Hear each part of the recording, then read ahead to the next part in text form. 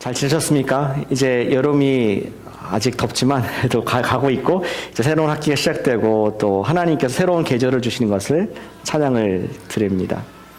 잠깐 우리 결혼식 얘기를 좀 하길 원합니다. 여러분들은 결혼식에 많이 참석해 보셨습니까? 저도 제가 좀 더 젊었을 때는 친구들이 결혼할 때 많이 결혼식에도 가고 또 이렇게 참석하면서 기쁨을 나눴던 기억들이 있습니다.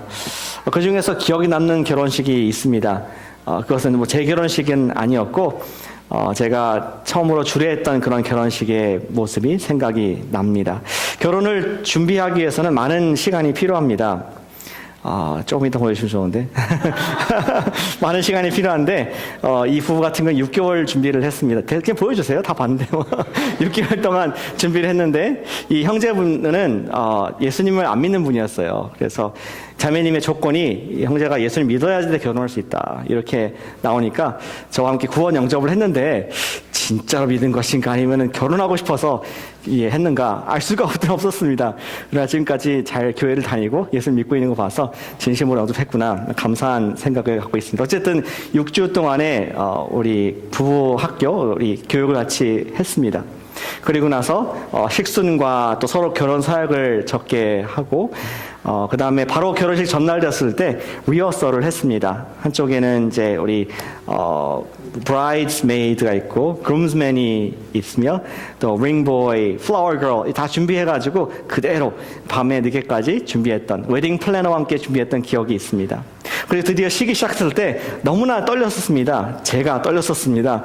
제 처음 주례하는 것이고 제가 나이가 35이었고 이 형제님이 30대 초반이었는데 누가 신랑인지 누가 주례인지 알 수 없을 만큼 어색한 이 분위기 속에서 식을 했습니다. 그리고 서로 결혼 시작을 하고 은혜롭게 끝났는데 여러분께 저에게 묻는다면은 목사님 또다시 저렇게 어색하고 떨리는 결혼식을 하겠습니까? 저는 yes, 또 하겠습니다. 이렇게 말할 것 같아요. 한 가족, 하나님께서 짝지어 주신 두 사람을 함께 맺어드리고 또 축하하고 축복한다는 것이 인생의 큰 기쁨인 것을 알기 때문에 또 그 시간을 또 가질 수 있다면 갖기를 원하는 마음이 있습니다. 여러분들은 결혼하셨던 그 날의 기억이 있습니까? 배우자 옆에 계신 분 한번 쳐다보시기 바랍니다. 기억 하나, 못 하나. 근데 지금은 오래 사셔가지고 손을 만져도 남매같이 아무 느낌도 없을지도 모르겠습니다. 그러나 우리 인생의 가장 큰 기쁨이 내가 구원받은 날, 그리고 그 다음에 배우자와 결혼한 날, 그것이 우리의 또 기억에 남아 있습니다. 근데 사랑하는 여러분, 우리가 결혼식이 끝나고 이벤트로 그냥 잊혀진 것이 아니라 오늘 성경 말씀은 우리에게 또 한 번의 결혼식이 있다는 것을 기억해 주고 있습니다. 이 결혼식은 이벤트로 끝나는 그때 한때 반짝하고 기억에 남는 그런 결혼식이 아니라 영원히 계속될 아름다운 모습으로 계속 갈 수 있는 그러한 영원한 결혼식을 준비해 놓으셨던 말씀을 오늘 21장 전체가 우리에게 하고 있습니다. 오늘 우리 보기 원하는 것은 하나님께서 허락하신 우리의 영원한 결혼식의 모습이 어떠한가? 저와 여러분께서 웨딩 플래너가 되셔서 이 말씀을 통해서 우리 주시는 결혼식의 모습을 한번 그려보고 또 지금 미래를 통해서 지금 소망을 가져보는 시간 되기를 소원합니다. 오늘 21장의 세 부분으로 제가 굵직굵직하게 이렇게 나눠보았습니다. 우리가 세 부분으로 이 말씀을 웨딩의 모습을 묘사를 할 수가 있겠습니다. 첫 번째의 모습은 여러분의 주보에 나와 있듯이 새 하늘과 새 땅, 그곳에 하나님의 임재가 있다는 것입니다. 하나님의 임재가 새하늘과 새 땅에 있는 모습을 처음 보여주고 있습니다. 새하늘과 새 땅은 바로 예식장의 모습입니다. 저 여러분께서 예수님과 결혼할 그 예식장의 모습, 그곳에 하나님의 아름다운 임재, 영광이 나타나는 것이 첫 번째의 씬, 우리 모습입니다. 21장의 1절을 보시면은 요한은 항상 이렇게 시작하죠. 내가 보았다. 계시록이니까 하나님께서 보여주신 것을 기록했습니다. 내가 새 하늘과 새 땅을 보니 처음 하늘과 처음 땅이 없어졌고 바다도 없더라. 지난주에 우리는 하나님께서 어떻게 죄를 이 세상에서 없애시나를 보았습니다. 우리 각 사람이 하나님의 심판의 보좌, 하얀색 크고 흰 보좌 앞에 각자 직고할 것이라고, 그리고 누구든지 이름이 생명冊에 기록된 사람들만이 하나님의 나라에 들어가고 그렇지 않은 사람들은 우리 불못에 들어간다는 이야기를 보게 됐습니다. 그리고 그 전에 우리 3세트씩 7번의 심판을 통해서 이 세대가, 이 지구가 계속 심판을 받고 풀어지고 녹아지는 모습을 보게 되었습니다. 그리고 이제 21장에 와서 모든 것이 정리된 다음에 하나님께서 새 하늘과 새 땅을 만들어 주셨습니다. 예전 것은 지나갔고 이제 완전한 새로운 피조물로 재창조하신 모습을 보고 있습니다. 여러분 그 사실 아십니까? 지금 우리가 살고 있는 21장에서 봤을 때는 옛 땅과 옛 하늘이겠죠. 지금 우리가 살고 있는 하늘과 땅이 아파하고 있다는 것을, 저는 환경적으로 말한 것만은 아닙니다. 성경에 보니까 사도 바울은 로마서 8장 22절에서 지금 이 대자연이 아파하고 고통받는 것을 설명하고 있습니다. 제가 읽어드리겠습니다. 8장 22절에 피조물이 다 이제 함께 탄식하며 함께 고통을 겪는 것을 우리가 다 아느리라 하면서 이어서 언젠가 하나님의 아들들이 나타날 것을 고대한다. anticipate, 학수고대한다. 예수님께서 오셔서 우리가 부활의 몸으로 다시 변화될 것을 그들도 고대한다. 이렇게 기다리고 있다는 것을 표현을 합니다. 왜 그렇습니까? 우리가 아시다시피 창세기 3장에서 땅이 저주를 받았습니다. 아담과 하와의 범죄, 그리고 우리 인류의 범죄함으로 말미암아 He cursed the ground. 하나님께서 땅을 저주하시면서 이렇게 말씀하셨습니다. 땅은 저주를 받고 가시덤불과 엉겅퀴를 낼 것이라. 원래의 땅이 우리가 땀을 흘려야지 식물 얻을 수 있는 것이 아니라 에덴의 동산과 같이 풍성한 먹을 것과 또 좋은 기후와 모든 곳이 베이아르처럼 이렇게 좋은 날씨가 이었어야 되는데 그것이 cursed, 인간의 범죄로 말미암아 땅이 저주를 받았다는 것을 우리는 알 수 있습니다. 또한 여자에게는 해산하는 고통을 주는 그러한 엄청난 저주를 받게 됩니다. 또한 우리 작년 기억하실지 모르겠지만 작년에 전도서 우리 말씀에 이 세대, 그 시대에 가장 놀라운 우리 지혜자인 솔로몬이 얘기하기를 모든 만물이 헛되고 헛되다. 지금은 있는 것 같지만 점점 후퇴하고 썩어져가는 것이 이 세대의 모습이다 하면서 지금 만물이 점점 신음하고 있고 언젠가 이 새 하늘과 새 땅이 될 것을 정말 학수고대하고 있는 것을 성경의 곳곳에 얘기하고 있고 드디어 21장에 그 완연한 모습을, 새롭게 된 모습을 우리에게 보여주고 있습니다. 그리고 바다가 없다 그랬는데 이것은 우리 계시록에서 짐승이 나왔던 그 바다를 말하는 것입니다. 악의 출처, 죽음의 장소, 그것이 완전히 없어진, 죄가 사라진, 하나님께서 새롭게 만드신 아름다운 새하늘과 새 땅만 있는 그런 상태를 요한은 보게 되었습니다. 그런데 그 새하늘과 새 땅의 중심에 또 한 가지 2절에 보니까 새 예루살렘 이라는 것이 보이게 됩니다. 하나님으로부터 하늘에서 내려오니 신부 같더라. 꽃 단장을 한, 이제 결혼을 앞둔 그러한 화려한 도시의 모습, 예루살렘의 모습을 보게 됩니다. 우리 이걸 통해서 새 하늘과 새 땅의 목적을 알 수 있습니다. 단순히 뉴 요세미티, 뉴 그랜드 캐니언, 사람들이 더 이상 바위에서 올라가다 죽지 않는 그런 것 이상으로, 물론 그럴 수 있겠지만 새로운 것이 되겠지만, 그러나 그 이상으로 새하늘과 새 땅은 지금 신부를 위해서, 또 나오겠지만 신랑을 위해서 예비된 예식장이다. 예전에 있는 고통과 죄가 사라진 그러한 완전한 아름다운 예식장이라는 것을 우리에게 새 예루살렘을 보여주시면서 특별히 신부와 같다는 것을 말씀하면서 우리에게 이 분위기를 지금 보여주고 있습니다. 그리고 새 창조의 주인공이 될 것은 바로 중심에 있는 예루살렘에서 거행될 새 신랑과 새 신부의 새 결혼식. 이것을 위해서 만물이 다 지금 없어졌고 심판이 끝난 상태인 것을 우리에게 보여주고 있는 것입니다. 그러나 이렇게 아름답고 회복된 재창조의 핵심은 단순히 아름다운 모습에만 있지 않습니다. 그 아름다웠던 이유는 무엇이냐? 바로 그 한가운데에 예루살렘 중심에 하나님이 친히 함께 계셨기 때문에 그 모든 것이 아름답다. 새 하늘과 새 창조가 아름다운 것은 거기에 하나님의 영광이 있기 때문에 아름다운 것을 우리에게 설명을 해주고 있습니다. 3절 보시겠습니다.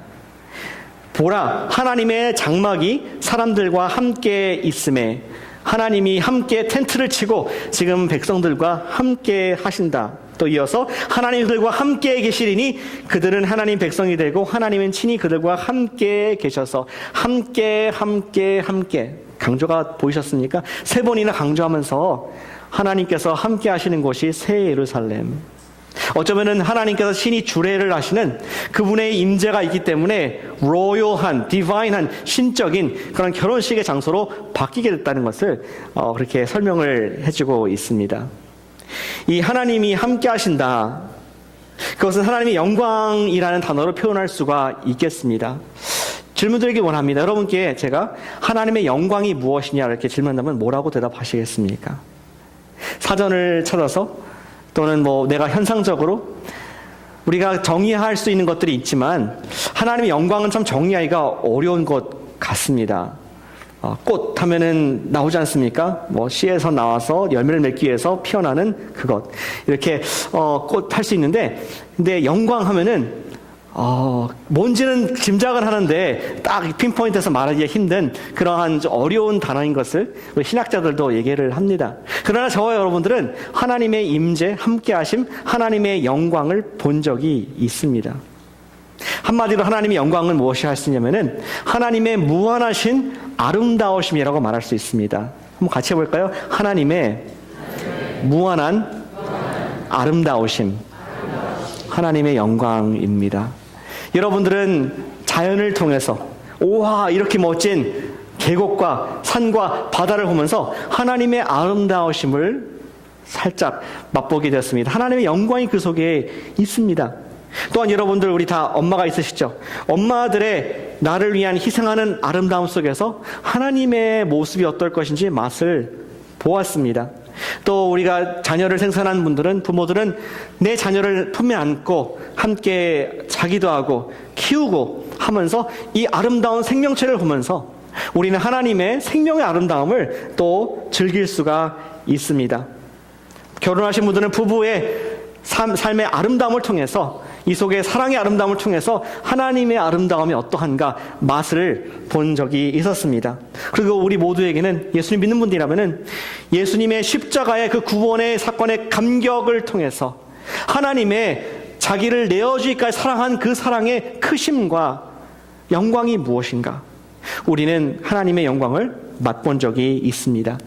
하나님의 속성, 하나님의 선하심, 하나님의 거룩하신 그분의 자비로우심, 그분의 인자하심, 그분의 완전하심, 우리의 병을 치료하심, 우리를 위로하심, 죄에서 우리 승리를 주심, 이러한 하나님의 속성을 우리가 경험을 하면서 인생을 살면서 쭉 하나씩 경험하면서 우리는 하나님의 영광을 조금이라도 경험을 해왔습니다. 그런데 이때가 되면은 하나님께서 함께 하셔서 우리가 face to face 그분의 영광을 100% 지금까지 경험하지 못한 그분의 아름다움을, 그 미의 근원을 함께 할 수 있다.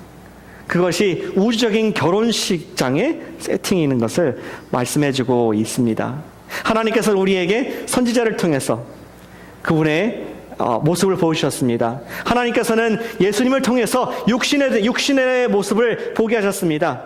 하나님께서 성령님을 통해서 하나님 어떤 분이신가 알게 하셨습니다. 그러나 never in history, 우리 중에 누구도, 심지어 하나님과 친구였던 모세조차도 하나님을 직접 경험하지 못한, 그의 등만 살짝 볼 수밖에 없었던 그분의 영광을 감히 볼 수 없었던 그러한 인류의 역사를 보게 됩니다. 그러나 오늘 본문에서 full revelation, 전체 계시로 나온 것은 무엇이냐? 하나님께서 우리와 함께 하신다. 새 창조와 새 피조물 가운데 하나님께서 우리와 함께 하셔서 우리의 하나님 되어주신다는 말씀이 우리 예식장에 새하늘의 영광으로 나와 있는 것입니다.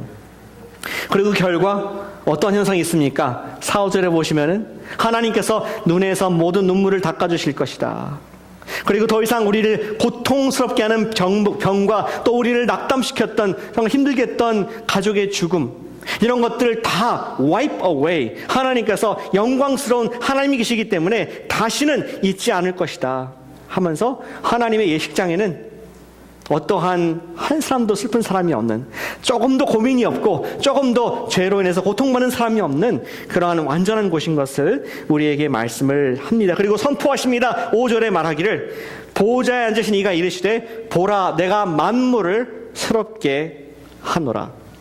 하나님께서 만드신 예식장, 그분의 임재가 있는 그곳, 그분의 영광이 가득한 곳에는 만물이 새롭게 되었다라고 하나님께서 선포를 하고 있습니다. 그분의 영광, 그곳이 바로 인류의 결혼식 예식장인 새하늘과 새 땅인 줄로 믿습니다. 그 땅은 단순히 새로운 피조물이기 때문에, brand new이기 때문에 멋있는 것이 아니라 하나님 자신이 계시기 때문에 그렇다는 것을 우리의 첫 장면으로 보여주고 있습니다. 이제 장면이 바뀌어서 신부 대기실로 우리를 이끌어 갑니다.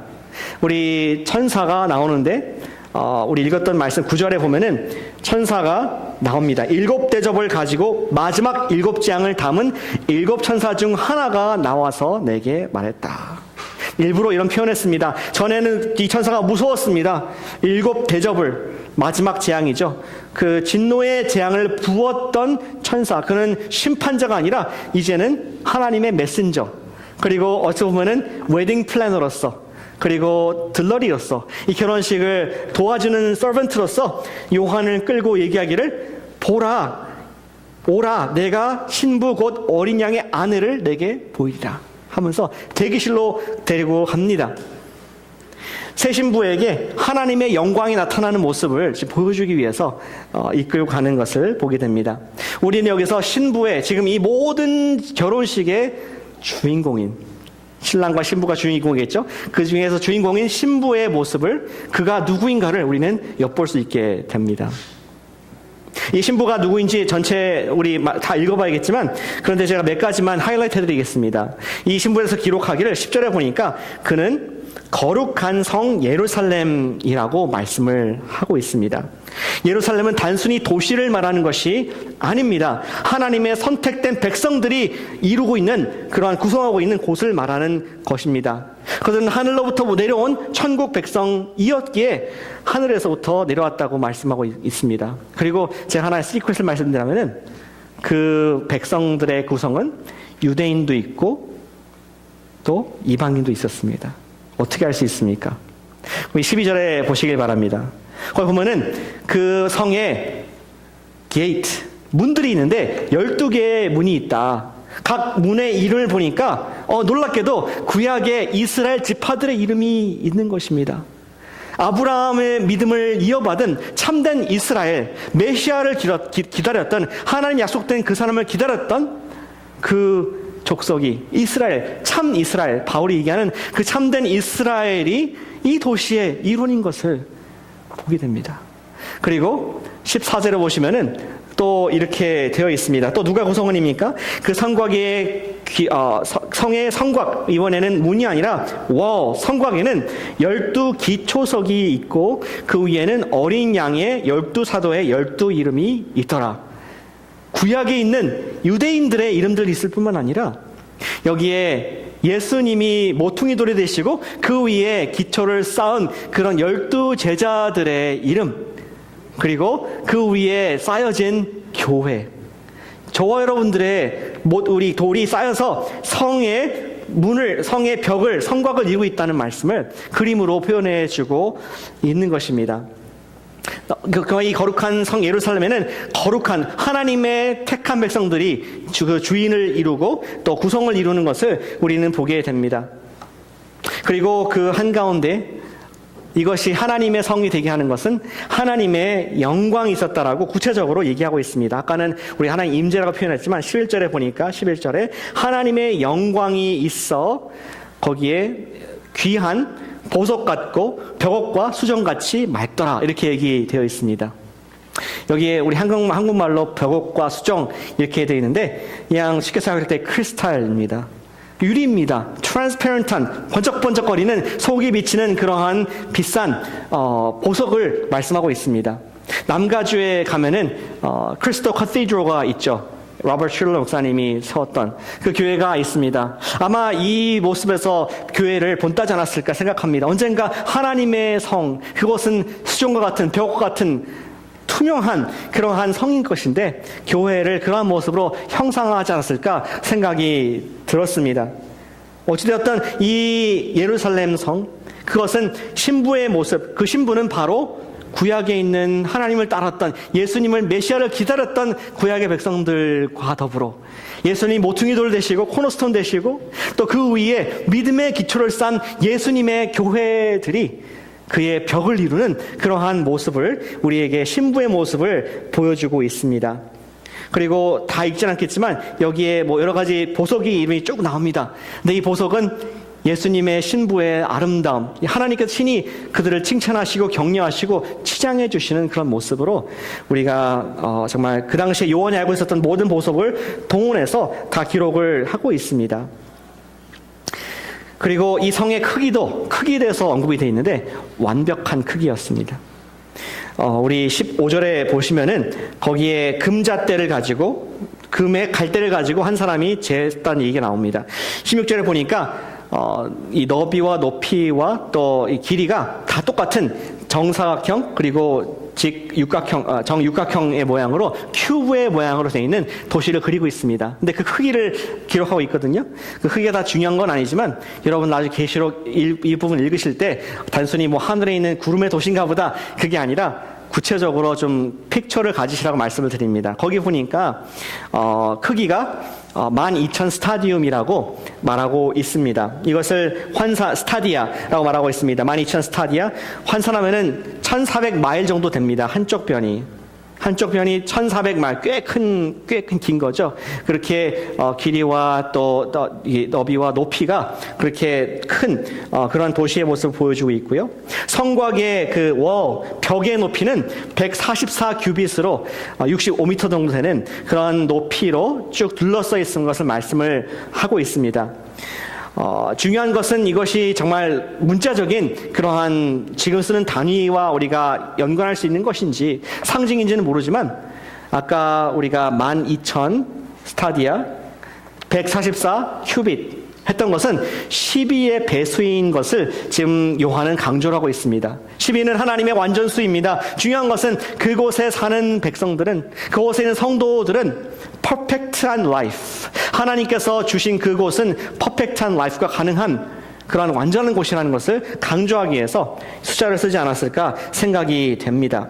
성도들의 이 성 예루살렘은 너무나 아름다운 하나님의 예수님의 신부 같은 신부로서 웨딩 드레스를 입은 듯한 보석과 또 면사포를 쓴 그런 아름다움, 이제 결혼식을 위해서 준비된 성도들의 모습을 비유한다고 할 수가 있겠습니다.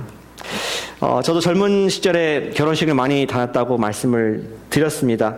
그리고 많은 신부들을 보았습니다. 다 한결같이 다 이쁘더라고요. 이렇게 화장을 하니까. 근데 제가 지금까지 기억하는 신부 중에서 제일 이쁜 신부가 있었는데, 제가 결혼하는 날 제 옆에 섰던 신부가 가장 이쁘더라고요. 부인할 수 없는, 누가 아멘 하셨습니까? 이거구나. 부인할 수 없는, 왜 이거죠? 사실인데, 지금까지도 제 마음에 이렇게 감동을 준, 빈말에 이거 진짜로 제 마음에 충격을 주었던 그러한 모습을 기억합니다. 근데 바로 제 옆에 서기 전에 대기실에 이렇게 들어갔는데 갑자기 보니까 Who are you? 누구시냐고 제가 깜짝 놀랐습니다. 전에 봤던 모습과 너무나 달라서 깜짝 놀랐습니다. 평소에 제가 연애할 때도 또 제가 좋아하고 아름답게 보이기 때문에 특별히 마음이, 그래서 목자의 마음이 있어서 제가 프로포즈를 하고 주의 은혜로 저랑 결혼하겠다고 승낙을 해주지 않았습니까? 그러고 나서 신부 대기실을 가가지고 우리 화장을 했는데 거기에 드레스를 입고 또 오랜 시간 메이크업을 하고 머리를 새로 하고 짠 나타나는데 제가 그렇게 아름다운 여자는 처음 봤습니다. 지금까지도 본 적이 없습니다. 기억이 남습니다. 그 뒤로는 나타나지 않았지만 어쨌든 그때의 기억이 선명하게 드러나게 되었습니다. 제가 뭐 웃자고 한 얘기도 하긴 하지만 저는 앞으로 우리 교회의 결혼식이 그런 모습이 아닐까 생각됩니다. 지금 우리 코너스톤 교회는 어떤 모습으로 보이십니까? 어쩌면 여러분들 배우자 같이 평상복으로 입고 있는 교회가 아닌가. 늘 하듯이 목장 식사 때 봉사를 하고 또 주일학교 되면 아이들 섬기는 헌신과 또 때로는 선교도 가고 또 예수님의 이름으로 구제와 헌신도 하고 또 나가서 전도도 하고 또 주중에 모여서 열심히 성역 공부하면서 눈물 흘리고 땀 흘리고 어찌 보면 열심히 일하는 그러한 어떠한 여인의 모습으로 보일지 모르겠습니다. 그러나 요한이 왜 이 모습을 결혼식이 있다는 것을 보여주고 있습니까? 그것은 우리가 깜짝 놀랄 지금까지 경험하지 못한 하나님의 영광이 예수님의 신부인 교회에 드러나는 것을 보여주기 위해서 지금 요한에 있던 교회는 핍박받는 교회, 그들이 지하에서 예배드리다가 지금 요한도 고통받다가 이제 밤모섬에서 유배 중에 쓴 편지, 지금 얽매인 어쩌고 보면 누더기를 입은 듯한 예비 신부의 모습으로 있지만 언젠가는 참된 결혼식이 기다리고 있다. 그리고 이런 형형흑색의 보석과 옷을 입은 영예로운 영광스러운 결혼식에 참여할 거라는 것이 우리 교회에게 주는 큰 위로였다고 저는 생각이 됩니다. 지금과는 비교할 수 없는 그러한 영광, 예수님의 생명을 사신받은 교회와 성도가 너무나 아름답다는 것을, 오해하지 말라는 것을, 우리 교회가 핍박받고 힘든다고 해서 이런 모습을 하나님께서 원래 의도하셨다는 것이 아닌 것을, 신부를 건드리지 말라는 것을 경고로서 세상에도 말씀을 하고 있습니다. 미래의 교회는 새 예루살렘의 주민으로 하나님 앞에서 서는 날 외모도 아름답게 시장될 것이고, 그때의 교회의 선행과 사랑 그리고 희생에 걸맞는 옷과 화장을 결혼식장에서 하게 될 것이라는 것이 사도 요한이 받았던 위로였고 또 우리에게 주는 위로인 줄로 믿습니다. 그러나 장면이 또 한번 바뀝니다. 이제는 신부가 있다면 신랑에게 포커스가 맞춰집니다. 우리 새 결혼식장에서 우리 하나님 영광이 있었습니다. 그리고 신부에게 하나님의 영광이 함께해서 아름다움이 있었습니다. 그리고 세 번째, 신랑은 하나님의 영광이셨습니다. 하나님 영광과 함께하는 것이 아니라 신랑이 하나님의 영광의 본체이신 것을 우리에게 엿보게 해줍니다. 신부 얘기로 조금 더 들어가겠습니다. 새 신부에게 영화로운 것이 무엇입니까? 그녀의 옷입니까? 화장입니까? 머리입니까? 갖고 있는 여러 가지 폐물입니까? 신부의 가장 영화로운 것은 이런 것도 영화롭고 아름답고 존귀한 것이지만 진정으로 신부를 높여주는 것은 그 신부가 지금 누구랑 결혼하느냐, 신랑이 누구냐에 따라서 격이 달라지는 것을 우리는 알고 있습니다. 신부의 영광은 한편으로는 신랑인 것입니다. 오늘 본문에 22절을 보시기 바랍니다. 성 안에 내가 성전을 보지 못하였으니 주 하나님 곧 전능하신 이와 어린 양이 그 성전이심이라. 예루살렘의 특징은 그것이 하나님의 성전이 있는 곳이라고 우리 알고 있습니다. 그러나 이 새 예루살렘에는 성전이 없습니다. 본 것처럼 하나님께서 전능하신 God Almighty 주 하나님께서 친히 그것에 임재하신 것을 우리가 이미 보았고 또 그의 아들 어린 양 예수님께서 그 자리에 보좌에 앉으셨기 때문에 그것이 하나님의 성전, 그분 자체가 하나님의 성전이라고 말씀합니다. 그 효과로 말미암아 해와 달이 필요가 없다고 합니다. 23절에 해가 달이 비침이 쓸데없으니 하나님의 영광 또 나왔습니다. 영광이 비치고 어린 양이 그 등불이 되심이라. 우리는 잠언서에서 하나님의 말씀을 대해서 그분의 지혜에 대해서 예수님에 대해서 들었었습니다. 이 세상을 설계하고 만드신 예수님, 그리고 요한복음 1장에서 그 예수님께서 말씀이신 예수님께서 성육신에서 이 땅에 오셨다. 그리고 그분이 우리의 생명이시고 빛이시고 길이시다. 우리의 생명의 물이시다. 이런 얘기를 들었는데 드디어 그 실체를 풀로 100% 예수님이 등불이신 것을 직접 보게 되는 장면을 새 예루살렘에서 새 신랑의 모습을 두 눈으로 보게 될 날이 있을 것이다. 누가? 새 신부가. 그런 말을 우리 계시로 하고 있습니다. 그것은 너무나 강한 하나님의 영광이어서 빛이 필요 없고 아무도 가리거나 닫을 수 없는 그런 영광일 것이다 라고 설명을 하고 있고, 우리 밑에 보시면 26절과 27절을 보시면은 사람들이 만국의 영광과 존귀를 가지고 그리로 들어가겠다. 모든 세상의 왕들과 하나님을 경배한 사람들이 자기의 존귀와 영광을 가지고 예수님의 영광 앞에 다 내어드리는, 당신보다 존귀한 분 없습니다. 내 영광과 내 존귀는 아무것도 아닙니다. 예수 앞에 굴복하고 그분과 함께 결혼식을 하는 모습을 그려주고 있습니다. 그리고 마지막에 27절에 이렇게 결론 맺고 있습니다. 무엇이든지 속된 것이나 가증한 일 또는 거짓말하는 자는 결코 이 성에 들어가지 못하되 어린 양의 이 잔치에 참여하지 못하되 오직 어린 양의 생명책에 기록된 자들만 들어가리라. 이 말씀은 21장에 있는 사람들을 위한 말씀이 아닙니다. 21장이 아니라 우리 지금을 위해서, 요한 시대의 사람을 위해서, 그리고 21세기 우리를 위해서. 이미 들어간 사람은 이거 다 알고 있습니다. 그러나 우리에게 다시 한번 말씀하기를 20장에서도 우리 격려했듯이 생명책에 기록되는 것이 어린 양의 신부가 되는 방법이다 하는 것을 결론적으로 한 번 더 얘기를 하고 있는 것을 보게 됩니다. 하나님과 어린 양이 바로 지금까지 새 예루살렘과 새 신부인 성도들의 영광이 되셨다는 것을 새 신랑의 완전한 계시를 통해서 그 실체를 우리가 보게 됩니다. 다시 말씀드리지만 새 신부의 가치는 새 신랑이 누구냐에 따라서 더 올라가는 것입니다. 성도들의 새 신랑은 다른 이가 아닌 바로 만물을 창조하신 우리 주 하나님과 그의 어린 양 그분이시기 때문에, 영광 자체이시기 때문에 결혼식을 할 저와 여러분들이 또한 영광스러운 줄로 믿으시길 바랍니다. 조금 더 down to earth, present 얘기를 좀 하겠습니다. 지금 여러분들이 보시는 교회의 영광은 무엇입니까? 우리 코너스톤 교회의 영광은 무엇입니까?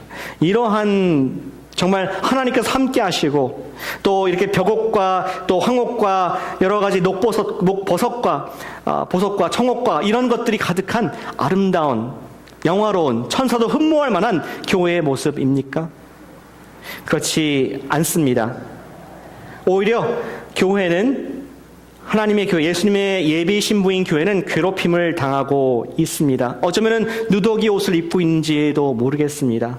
그러나 먼저 선포한다면은 오늘날 교회의 영광은 바로 복음의 영광인 줄로 믿습니다.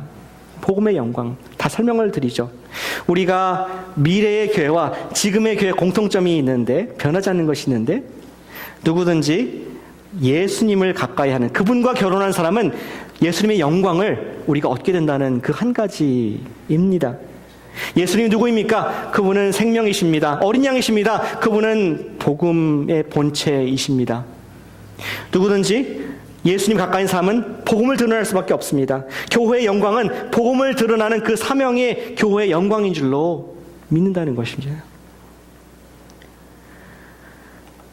교회가 지금 영광스러운 모습이 세상에서는 아닌 이유가 당연합니다. 왜냐하면 하나님께서, 특별히 예수님께서 그의 생명을 걸고 사랑하신 그 교회, 예수님의 사랑의 핵심인 교회를 사탄 마귀가 아직 심판받지 않은 상태에서 그는 공격할 수밖에 없습니다. 공격을 하게 됩니다. 그럼 어떻게든지 나약하게 만들게 됩니다. 따라서 이 시대를 잡고 있는, 문화를 잡고 있는 사탄은 교회를 결코 좋은 모습으로 포지티브하게 그리지 않습니다. 미디어에서 교회를 중립으로 보지 않습니다. 어떻게 해서든 흠을 잡고 낮추고자 하는 것이 그의 공격의 전략이기 때문에 그렇습니다. 1세기 때도 그랬습니다. 요한의 때도 그들은 교회가 숨을 죽이며 예배를 드렸습니다. 왜 그랬습니까? 황제를 숭배하지 않기 때문에, 가이사를 예배하지 않고 예수님을 예배하기 때문에 그들은 문화를 거슬러서 파퓰러할 수가 없었고, 교회는 천시받고 핍박받고 때로는 짐승에게 먹이가 되는 그런 모습도 역사에 보게 되었습니다. 21세기도 다르지 않습니다. 21세기 우리의 시대에도 교회는 대중문화 속에서 인기가 있는 것이 아닙니다. 문화의 권세를 가지고 있는 마귀를 따라가지 않기 때문에, 따라가지 않고 거부하고 우리가 홀리한 거룩한 삶을 추구하기 때문에 미디어에서는 교회를 어떻게 해서든지 부정적으로, 비리, 스캔들 이쪽으로 몰아보는 그런 흠집을 내는 노력을 우리는 보게 됩니다. 그러나 그런 속에서도 교회가 지금 그리고 미래에 영광스러울 수 있는 것은 교회가 복음을 전하기 때문에 영광스러운 줄로 믿는 것이죠. 교회의 영광은 복음의 영광, 조금 더 확장한다면 교회의 영광은 복음의 영광에 따른 선행의 영광입니다. 지난주 우리 뉴스를 보시는 분들은 루이지애나 주에서 그 홍수가 난 것을 아셨죠? 들으셨죠? 그래서 어떤 그 페리시, 거기서는 카운티가 페리시인데, 페리시에서는 이틀 동안 20인치의 비가 한꺼번에 쏟아져가지고 한 번도 침수가 되지 않는 그러한 지역에 막 물이 다, 집에 다 홍수가 나고 쇼핑몰 전체가 또 사라지게 되고 갑자기 비가 불어나서 인명피해와 재산피해가 많이 났다는 얘기를 우리는 듣게 되었습니다. 그런데 묻기를 원합니다. 여러분은 그와 더불어서 그 지역에서는 교회들이 뭘 하고 있는지 또 들으신 적이 있습니까? 제가 바프티스트 우리 신문에 보니까 그 교회, 그 지역에 있는 교회들이 어떤 교회들은 교회 문을 열었다고 합니다. 많은 교회가 문을 열었습니다. 쉘터로 쓰게 하려고. 그래서 집을 잃은 수재민들이 와서 지내고 음식을 또 베풀고 어떤 교회는 정규 예배를 캔슬하면서 그들을 호스트하는 그러한 모습을 하고 있다 얘기를 합니다. 지난번에 우리 2000년도 중반에 카트리나가 왔을 때에도 뉴올리언스에 많은 비가 와가지고 또 바람과 파괴가 있을 때에도 가장 먼저 그들에게 구호 활동을 미친 것이 미국의 FEMA가 아니라 Baptist men. 여러분과 같은 성도님들의 남자분들이 팔을 걷어붙이고 우리 가서 도와주자 하면서 일주일 동안 자기 시간과 또 물질을 들여서 재건하는 일에 도와주는 그런 교회의 모습을 우리는 신부의 모습을 봅니다. 그런데 뉴스에서 나옵니까? 안 나오죠. 인터넷에 안 뜹니다. 정치 얘기하고 스포츠 얘기만 나오지. 마귀가 싫어합니다. 예수 그리스도의 신부가 어떻게 예수님의 이름으로 선행하는지 잘 얘기하지 않습니다. 그것은 너무나 당연한 현상이라고 생각이 됩니다.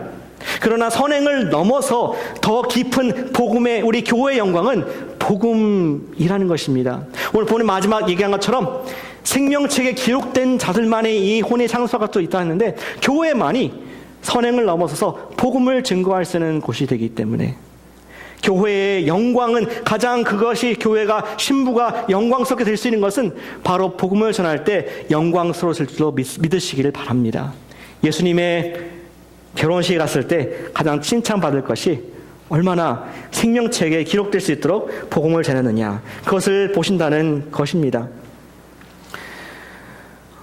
저는 매해 우리 교단의 교회의 통계를 이제 보고하는 그런 일들을 합니다. 우리가 꼭 해야 되는 건 아닙니다. 우리가 다 협력하는 그런 단체이기 때문에. 그러나 출석수가 평균이 어떻게 되는지, 또 성경 공부 여러분들 가스펠 라이프에 얼마나 들어가시는지, 또 1년에 침례를 얼마나 받는지 이런 것들을 기록해서 올리게 됩니다. 또 거기서는 그걸 받아가지고 또 통계를 내고 또 교단의 또 교회들의 움직임을 보는데 저는 그러한 교회가 너무나 감사합니다. 누가 우리 교회에서 많이 침례를 받았다고 침례식에 4명, 5명, 10명씩 받았다고 팔로트 신문에 되겠습니까? 그러나 그들은 그 소중함을 알기 때문에 비록 세상에서는 별로 의미가 없지만 하나님 나라에 지금 확장 그리고 그 예배 우리 예식장에 들어올 사람들이 더 많아지는 것을 기뻐하고 셀러브레이트하고 그것을 영광으로 알기 때문에 그것을 소중히 여기는 그런 교단의 모습에 저는 감사한 마음이 있습니다. 그래서 저도 여러분들을 보면서 여러분들 중에서는 복음을 정말 전하기 위해서 성경 공부 시간에 그분이 예수님 영접하기 위해서 오랜 시간 말씀을 설명하고 기도하고 무릎으로 눈물로 나가는 그 모습 보면서 그 수고가 너무나 아름답다. 예수 그리스도의 신부의 모습이 너무나 영화롭다라는 생각을 지금 하게 됩니다. 밖에 누가 다른 엄마, 다른 아빠가 알아주는 것은 아니지만 또 여러분 직장의 상사가 칭찬하는 것은 아니지만 예수님께서 너무나 존귀해 보시는 생명책에 그분의 이름을 올리기 위해서 애쓰는 여러분들의 모습이 바로 교회의 영광이라고 저는 믿습니다. 사랑하는 여러분, 주의 말씀에 이르기를 우리가 흔들리지 말고 견실하고 항상 주의 일에 힘쓰는 자가 되라라고 말씀을 하고 있습니다. 이는 너희 수고가 헛되지 않을 줄을 알미라 하고 바울은 고린도 전서 15장 57절에서 말씀을 하고 있습니다. 이 말씀은 우리가 언젠가 예수님과의 연합을 기대하기 때문입니다. 결혼식 날이 있기 때문입니다. Someday, payday. 지금은 nobody cares. 세상 사람들은 관심도 없습니다. 그러나 주님 앞에서 한 소자에게 냉수 한 그릇 준 것, 그분에게 복음을 전한 그 한 가지, 잊지 아니하시고 갚아주시는 그 영광스러운 날이 있다 말씀하면서 저 여러분들을 격려를 하고 계신다는 겁니다. 여러분들이 예배 드리신 모습이 너무나 아름다워 보이십니다. 지금 소중한 시간, 아름다운 시간, 가족과 함께 어디 여행 갈 수 있는 시간에 내 인생을 주님께 엎드리면서 예수님 나의 주님이십니다. 나의 하나님이십니다. 당신을 이 시간 경배하는 것이 저에게는 소중합니다. 그것이 신랑을 사랑하는 신부의 마음인 줄로 저는 믿습니다. 사랑하는 여러분, 매일 어린이 함께 경배하십시다. 아멘. 매일 경배하자. 우리가 예수님을 주님으로 모시고 그분을 왕으로 찬양하시길 원합니다. 우리는 우리의 신랑을 예배하고 바라볼 때 신부로서 하나님의 일을 감당할 수 있는 힘을 얻게 됩니다. 내가 주님을 오늘 경배하면은 내 마음속에 주님께서 부담을 주십니다. 한 분이 생각나게 만듭니다. 정말 그분은 예수님을 경배하고 있지 않은데 지금은 certain damnation, 저쪽 다른 곳으로 가고 있는데 주님, 정말 제가 지금 경배하는 이 마음, 이분도 갖기를 원합니다. 우리는 순종할 수 있게 된다는 것입니다. 우리 그분께 경배하고 감사를 드릴 때에 우리 속에 죄와 사망의 권세가 사라지게 됩니다.